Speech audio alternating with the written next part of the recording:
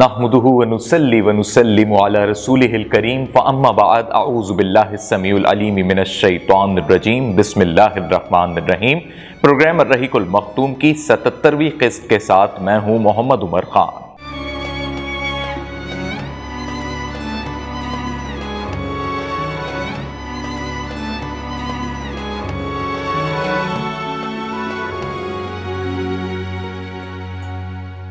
ناظرین کرام، گزشتہ قسط میں ہم نے آپ کو جنگ خیبر کے بعد کے واقعات بتائے اور ساتھ ہی یہ بھی بتایا تھا کہ جب رسول اللہ صلی اللہ علیہ وآلہ وسلم خیبر کی طرف روانہ ہو رہے تھے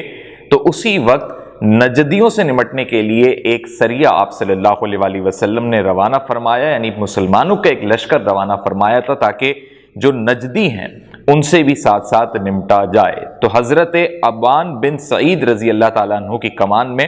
نجدیوں سے نمٹنے کے لیے سریہ گیا تھا۔ کوئی خاطر خواہ اس میں نتائج نہیں نکل سکے تھے، البتہ ہوا یہ تھا کہ جب آپ صلی اللہ علیہ وآلہ وسلم خیبر کی فتح کے بعد واپس مدینہ پہنچ گئے تو پھر آپ صلی اللہ علیہ وآلہ وسلم جو پہلے ہی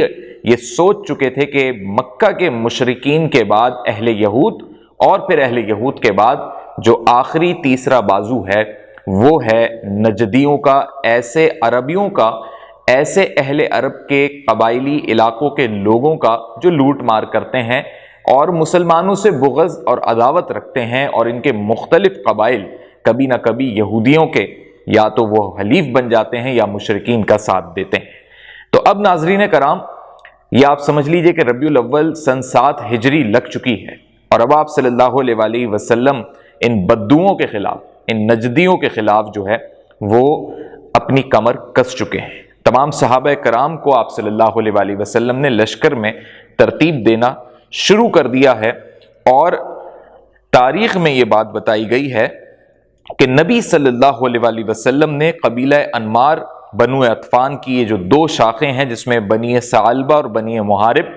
یہ لوگ سب اکٹھے ہو رہے تھے مسلمانوں کے خلاف، اور یہ اطلاعات جب آپ صلی اللہ علیہ وآلہ وسلم کو مل گئیں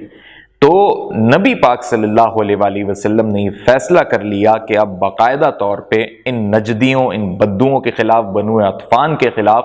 مکمل ایک کاروائی یعنی جنگ کی صورت میں ہونی چاہیے۔ تو تاریخ میں 2 نام ہیں کہ جب آپ صلی اللہ علیہ وآلہ وسلم پھر مدینے سے روانہ ہونے لگے لشکر لے کر تو مدینے کی یہ کہہ لیجئے کہ ذمہ داری حضرت عثمان بن عفان یا پھر حضرت ابو ذر کے ذمہ لگائی، اور پھر نبی پاک صلی اللہ علیہ وآلہ وسلم تقریباً 400 یا تاریخ میں 700 صحابہ کا ذکر ہے، ایک پورا لشکر تیار ہوا اور پھر اہل نجد کے خلاف نکل پڑے۔ تو یہ مدینے سے 2 دن کے فاصلے پر ایک مقام ہے نخل، وہاں پر جب پہنچ گئے تو وہیں بنو اطفان کی ایک پوری جماعت، ایک لشکر تھا، اس سے سامنا ہوا، لیکن باضابطہ طور پہ ایسی کوئی جنگ نہیں ہوئی جسے ہم گھمسان کی جنگ کہیں گے، کیونکہ ان نجدیوں کے، ان بدوؤں کے، بنو اطفان کے دلوں میں مسلمانوں کا رعب، دبدبہ، خوف بے حد بڑھتا چلا جا رہا تھا۔ تو اپنی قبائلی شناخت بچانے کے لیے یہ لوگ مسلمانوں کے سامنے تو آ گئے، لیکن ان میں اتنی ہمت نہیں ہوئی کہ یہ مکمل طور پہ جنگ کا ایک پورا مارکا سجا سکیں۔ صحیح بخاری میں ناظرین کرام حضرت ابو موسیٰ اشعری رضی اللہ تعالی عنہ سے یہ روایت ہے، اور یہی وہی حضرت ابو موسیٰ اشعری ہیں جو حبشہ میں موجود تھے اور نبی پاک صلی اللہ علیہ وآلہ وسلم کے چچا حضرت جعفر بن عبد المطلب کے ہمراہ یہ واپس آئے تھے۔ تو انہوں نے یہ کہا کہ ہم 6 آدمی تھے، یعنی جب یہ لشکر روانہ ہوا تو کیفیت ذرا دیکھیے گا کہ مسلمانوں کی کیا تھی کہ ایک اونٹ پہ 6 افراد باری باری سوار ہو کر جا رہے تھے، اور عرب کی زمین آپ کو معلوم ہے کتنی گرم ہوتی ہے، تو جب ایک اونٹ پہ 2 افراد ہی زیادہ سے زیادہ سوار ہو سکتے ہیں، باقی 4 پھر پیدل چل رہے تھے، پھر 2 سوار ہو رہے تھے، پھر باقی 4 پیدل چل رہے تھے، تو 2 کر کے یہ باریاں آ رہی تھیں۔ تو انہوں نے کہا کہ حضرت ابو موسیٰ اشعری رضی اللہ تعالیٰ عنہ نے کہ میں بھی اس میں شامل تھا، اور میرے دونوں پاؤں زخمی ہو گئے اور ہم اتنا چلے کہ ہمارے پیروں کے ناخن اکھڑنے لگ گئے، یعنی جھڑنے لگ گئے۔ تو یہ تپتے صحرا میں جب کوئی چلتا ہے تو پھر یہ صورتحال ہوتی ہے۔ تو انہوں نے یہ کیا کہ اپنے پیروں کو بچانے کے لیے اس پر جو کپڑوں کے چیتھڑے ہوتے ہیں وہ باندھ لیے، کیونکہ اس وقت کوئی موزہ یا ایسی چیز نہیں تھی، البتہ کپڑوں کے اس چیتھڑے باندھنے کی وجہ سے اس جنگ کا نام، کیونکہ چیتھڑوں کو، کپڑوں کے جو چیتھڑے ہیں اس کو عربی میں ذات الرقا کہتے ہیں، تو اس جنگ کا نام غزوہ ذات الرقا پڑ گیا۔ اب ناظرین کرام ہوا یہ کہ صحیح بخاری میں ہی حضرت جابر رضی اللہ تعالیٰ عنہ سے بھی روایت ہے، اور ہم جس روایت کا تذکرہ کر رہے ہیں وہ حضرت ابو عوانہ رضی اللہ تعالیٰ عنہ کی روایت ہے، جس میں آپ صلی اللہ علیہ وآلہ وسلم کے ساتھ ایک واقعہ ایسا پیش آیا اس جنگ ذات الرقا میں، غزوہ ذات الرقا میں، کہ جب یہ پورا قافلہ لشکر پہنچ رہا تھا اور بنو اطفان سے سامنا ہو چکا تھا، اس سے پہلے کا یہ واقعہ ہے، ایک دن پہلے کا غالباً، کہ آپ صلی اللہ علیہ وآلہ وسلم اس تپتے صحرا میں پھر جب ایک مقام پہ پہنچ گئے تو سب صحابہ نے کچھ ایسی سایہ دار جگہیں تلاش کی تو وہ نہیں تھیں۔ اب کچھ ایسے پیڑ تھے جس پہ اتنے زیادہ پتے نہیں تھے، یعنی بہت ہرے بھرے پیڑ نہیں تھے، البتہ ان کی کچھ شاخیں تھیں، بس وہ یہ تھا کہ کہنے کو سایہ تھا۔ تو کچھ جگہوں پہ صحابہ نے آرام کر لیا، اور ایک ایسے ہی کوئی درخت تھا جہاں پر کچھ مناسب سایہ ہوگا، یا کچھ ایسی جگہ تھی جہاں پر آپ صلی اللہ علیہ وآلہ وسلم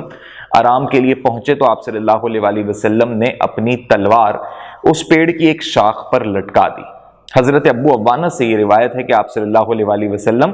کو نیند آ گئی، تو اسی وقت ایک غیر مسلم نجدی، یہی عربی جن کے خلاف لڑنے نکلے ہیں، تو وہ شخص وہاں پر آن پہنچا اور آپ صلی اللہ علیہ وآلہ وسلم کی تلوار اس نے اٹھائی، تو آپ صلی اللہ علیہ وآلہ وسلم کی آنکھ کھل گئی۔ جیسے ہی آنکھ کھلی تو اس نے تلوار کو میان سے باہر نکال لی، اور نبی پاک صلی اللہ علیہ وآلہ وسلم کی طرف تلوار کو اشارہ کرتے ہوئے اس نے کہا کہ اب بتاؤ محمد، تمہیں مجھ سے کون بچائے گا؟ تو آپ صلی اللہ علیہ وآلہ وسلم نے یہ کہا کہ مجھے میرا اللہ بچائے گا۔ تو اتنا جاہو جلال تھا آپ صلی اللہ علیہ وآلہ وسلم کے اس جملے میں کہ یہ سن کے اس کے ہاتھ کپ کپ آ گئے اور اس کے ہاتھوں سے تلوار چھٹ گئی۔ پھر نبی پاک صلی اللہ علیہ وآلہ وسلم نے وہ تلوار اٹھائی، اور اب نبی پاک صلی اللہ علیہ وآلہ وسلم نے اس کے سر پر تلوار رکھ دی اور کہا کہ اب تم بتاؤ کہ تمہیں مجھ سے کون بچائے گا؟ تو اس شخص نے پھر کہا کہ آپ تو احسان کرنے والے شخص ہیں، مجھ پہ احسان کر دیجئے اور میری جان بخش دیجئے۔ تو اس پر آپ صلی اللہ علیہ وآلہ وسلم نے پھر کہا کہ اگر تم یہ شہادت دیتے ہو کہ اللہ کے سوا کوئی معبود برحق نہیں اور میں محمد اللہ کا رسول ہوں، تو پھر میں تمہاری جان بخش دوں گا۔ تو اس نے کلمہ حق ادا کر لیا، اور پھر اس طریقے سے یہ شخص دائرہ اسلام میں آ گیا، اور آپ صلی اللہ علیہ وآلہ وسلم نے اس کو چھوڑ دیا، جانے دیا۔ ایک روایت میں یہ ہے کہ اس نے صرف یہ کہا کہ مجھے چھوڑ دیجئے، یعنی اس نے جانے کی پناہ مانگی۔ تو آپ صلی اللہ علیہ وآلہ وسلم نے اپنا تعارف کراتے ہوئے کہ میں اللہ کا رسول ہوں اور میں اللہ کو ایک مانتا ہوں، اور اس کو جانے دیا۔ دونوں ہی صورتوں میں یہ شخص آپ صلی اللہ علیہ وآلہ وسلم کی تلوار سے بچ کر نکل گیا، یعنی خود آپ صلی اللہ علیہ وآلہ وسلم نے اسے جانے دیا۔ تو جب اپنی قوم میں گیا تو یہاں حضرت جابر رضی اللہ تعالیٰ عنہ سے روایت ہے کہ آپ صلی اللہ علیہ وآلہ وسلم نے اس کی راہ چھوڑ دی، اور اس نے اپنی قوم میں جا کر بتایا کہ آپ کتنے اچھے، مخلص اور رحم دل انسان ہیں۔ اس کے تعریفی کلمات کی وجہ سے اس کی قوم پر ایک بڑا اہم اثر پڑا، اور اس اثر کے پڑنے کی وجہ سے لوگوں کے دلوں میں اسلام کی محبت اور آپ صلی اللہ علیہ وآلہ وسلم کے کردار کی روشنی میں، جو آپ صلی اللہ علیہ وآلہ وسلم کی شخصیت کی روشنی ہے، تو اس سے لوگ متاثر ہو گئے۔ صحیح بخاری کی روایت ہے کہ پھر اس آدمی جس کا نام غورث بن حارث تھا، اور بھی تاریخ میں کچھ دوسرے نام ملتے ہیں، اس نے اسلام قبول کر لیا تھا۔ اور پھر یہ بھی بتایا جاتا ہے تاریخ اسلام میں کہ اس غزوے کے اندر باقاعدہ طور پہ تو کوئی ایسی جنگ نہیں ہو سکی، البتہ ایک اور واقعہ ایسا پیش آیا جس نے ان کی قوم پر بڑا گہرا اثر کیا۔ ایک تو یہ واقعہ کہ جب رحم دلی کا مظاہرہ کر لیا، دوسرا یہ واقعہ پیش آیا کہ ایک مشرک عورت تھی اور اس کے شوہر نے یہ نظر مان رکھی تھی کہ اصحاب محمد میں سے کسی ایک کو قتل کرے گا۔ تو ہوا یہ کہ رات کا جب وقت آ گیا ناظرین کرام، تو رسول اللہ صلی اللہ علیہ وآلہ وسلم کا یہ طریقہ ہوتا تھا کہ جب بھی مسلمانوں کے لشکر کہیں ہوتے تھے اور آرام کا یعنی رات کا وقت آ جاتا تھا، تو پہرے داروں کی پھر ذمہ داری لگ جاتی تھی۔ تو اس وقت حضرت عباد بن بشر اور عمار بن یاسر رضی اللہ تعالیٰ عنہ کو پہرے پر معمور کر دیا، اور پھر باقی تمام صحابہ آرام کرنے لگے۔ تو حضرت عباد پہرے پر تو معمور تھے، لیکن وہ نماز بھی ادا کر رہے تھے۔ صحابی رسول کی یہ خوبیاں ہیں کہ وہ راتوں کو تنہا نہیں جانے دیتے، صرف آرام میں نہیں جانے دیتے، اگر ذمہ داریاں بھی ہیں تو جاگ بھی رہے ہیں تو اللہ کی عبادت میں مشغول رہتے ہیں۔ تو اس شخص نے یہ حرکت کی کہ حضرت عباد کو تیر مارا، انہوں نے اپنی نماز نہیں توڑی، نماز میں انہیں تیر لگا، اور نماز میں ہی انہوں نے حالت نماز میں اپنے ہاتھ سے کمر سے اس تیر کو کھینچ کے نکالا، زخمی ہو گئے، لیکن نماز کی تلاوت جاری رکھی۔ پھر اس نے دوسرا تیر مارا، اس کے بعد تیسرا تیر مارا، لیکن حضرت عباد نے نماز نہیں توڑی۔ جو تیر ہاتھ سے نکل سکا نکال لیا، جو مزید تکلیف دینے لگا، زیادہ تکلیف دینے لگا، اس تیر کو نہیں نکال سکے، لیکن نماز نہیں توڑی۔ البتہ ہوا یہ کہ اس شخص نے حضرت عباد کو بے حد زخمی کیا اور حضرت عباد نے اپنی نماز مکمل کی۔ جب اپنی نماز مکمل کر لی تو اب ان کے ساتھی حضرت عمار بن یاسر بھی پہرے پر ہیں، لیکن انہیں معلوم نہیں ہوا جب تک حضرت عباد نے انہیں بلایا نہیں۔ جب انہیں بلایا وہ آئے تو انہوں نے کہا حضرت عمار بن یاسر نے کہ عباد تم اپنی نماز توڑ دیتے یا مجھے پکار لیتے، لیکن حضرت عباد نے اپنی نماز نہیں توڑی۔ البتہ ہوا یہ ناظرین کرام کہ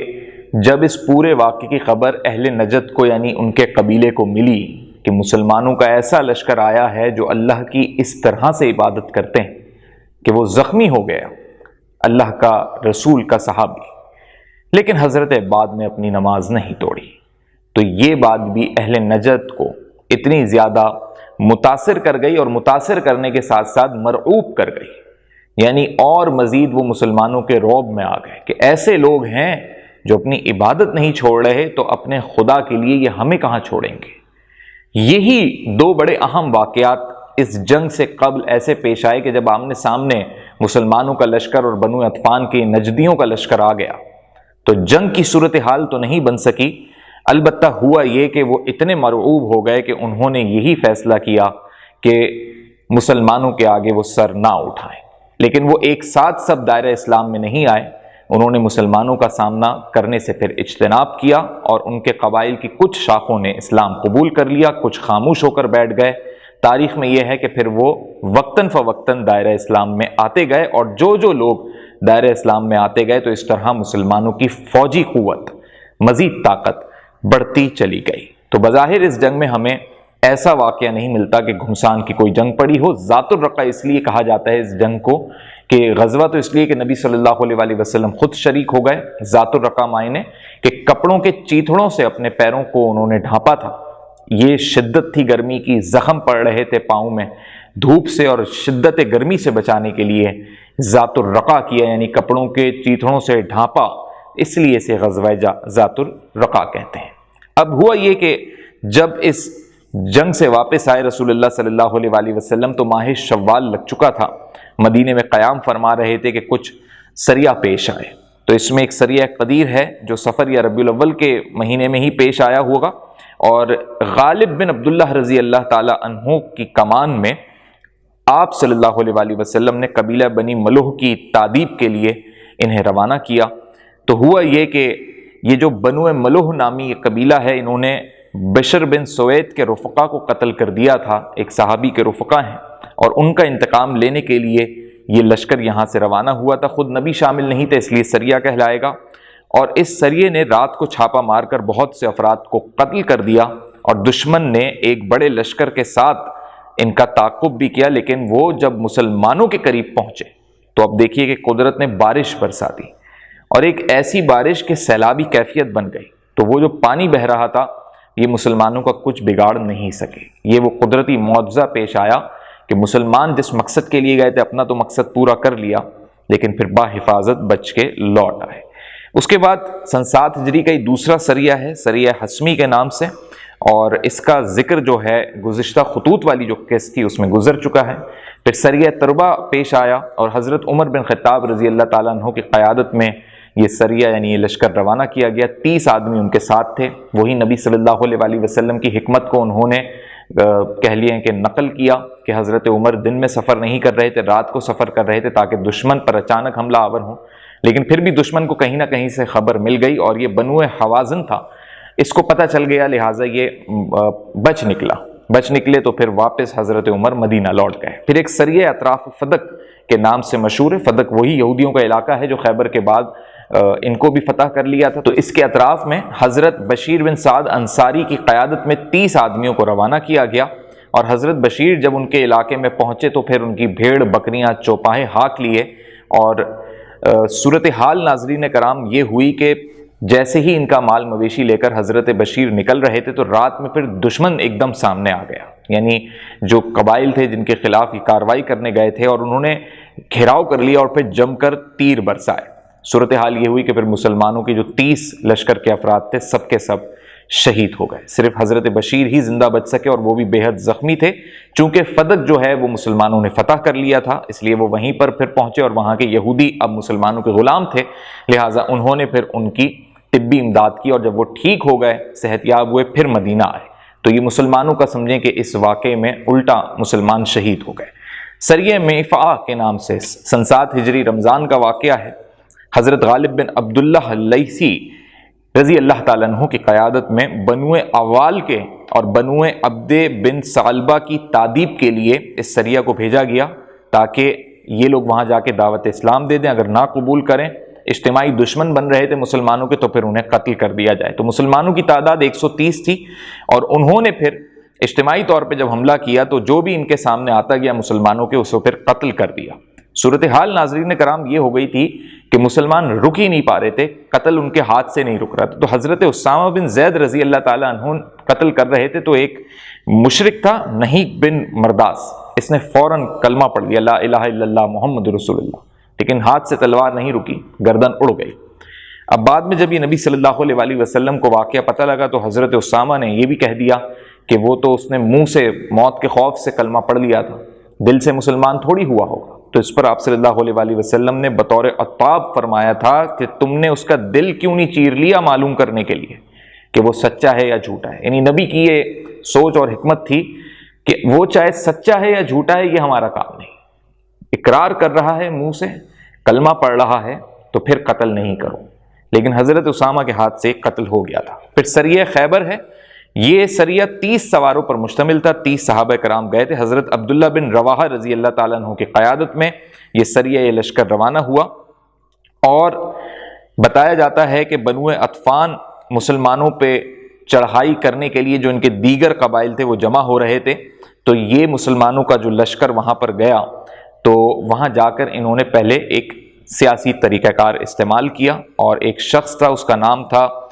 بشیر بن رزام۔ اس کو یہ کہا کہ اگر تم ہمارے ساتھ مل جاتے ہو، یعنی بنو اطفان نجدیوں کا ہی یہ قبیلہ ہے جس کے خلاف ذات الرقا ہوئی، تو ابھی اس کے بڑے قبائل کے جو لوگ ہیں وہ ابھی تک مسلمان نہیں ہوئے، تو قتل کرنے کے بجائے ان نجدیوں کو یہ طریقہ اپنایا تھا حضرت عبداللہ بن رواحہ رضی اللہ تعالیٰ عنہ نے، کہ انہوں نے بشیر بن رزام کو، جو ان کے قبیلے کا شخص تھا، اس کو یہ کہا کہ تمہیں نبی صلی اللہ علیہ وآلہ وسلم سے میں سفارش کر کے خیبر کا گورنر لگوا دوں گا۔ خیبر فتح کر لیا تھا، یہودیوں کی جگہ تھی، بڑے کھیت اور باغات تھے وہاں پر، تو ایک طریقے کا کہہ لیں کہ لالچ ہی دیا، تو اس وجہ سے وہ مسلمانوں کے ساتھ ملنے کے لیے رضامند ہو گیا۔ اب ملانا اس کو اس لیے ضروری تھا کہ جو بنو اطفان ہے وہ کمزور پڑیں، جتنا کمزور پڑیں گے وہ دائرہ اسلام میں بآسانی آ جائیں گے بغیر تلوار چلائے۔ یہ سوچ تھی حضرت عبداللہ بن رواحہ کی۔ ہوا یہ کہ یہ مان گیا، اور اس کو ایک آفر تھی، اور اگر یہ کر لیتا ایسا تو یقینی طور پہ آپ صلی اللہ علیہ وآلہ وسلم سے اس کے گورنر خیبر بننے کی سفارش بھی کی جاتی۔ لیکن ایک مقام ہے قرقرہ نیار، یہاں پر پہنچ کر اس کے دل میں، دماغ میں بدگمانی پیدا ہو گئی، جس کے نتیجے میں ہوا یہ کہ یہ لڑ پڑا مسلمانوں سے۔ اس نے کہا کہ نہیں، یہ جو تم بات کہہ رہے ہو یہ تو صرف لالچ دینے والی بات کہہ رہے ہو، پہلے مجھے گورنر بناؤ پھر میں یہ کروں گا۔ تو انہوں نے کہا نہیں، ابھی تو ہم معرکے میں موجود ہیں، تم ہمارے ساتھ ملو، بنو اطفان کمزور پڑیں، پھر ہم انہیں دعوت اسلام دیں، پھر قبول کر لیں، ٹھیک ہے، ورنہ اگر وہ تمہیں ہمارے ساتھ دیکھیں گے تو تلوار کم از کم نہیں چلائیں گے ہم پہ۔